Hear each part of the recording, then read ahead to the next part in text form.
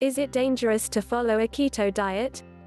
A new study resulted in scary headlines recently, and got plenty of attention online. Perhaps a keto diet could increase the risk of diabetes?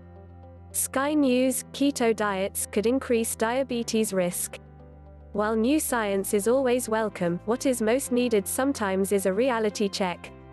In the study, researchers fed mice a keto diet for 3 days, and then ran a glucose tolerance test. They noticed that while the mice on a keto diet had a lower fasting blood glucose, it got higher after the glucose tolerance test, and there were signs of a reduced effect of insulin compared to mice on regular mouse chow. That's basically it.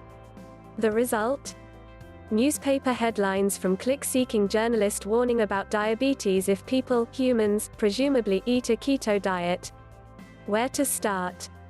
First of all, and crucially, humans are not mice. Secondly, the short-term, 3 days, adaptations to a keto diet may very well reduce the tolerance to a sudden glucose load, but whether that is a bad thing, even in mice, or simply normal is an open question. Most importantly, a number of long-term studies, over months and years, and decades of experience in actual humans show that a keto diet reverses type 2 diabetes. I guess the question is what you want to believe in.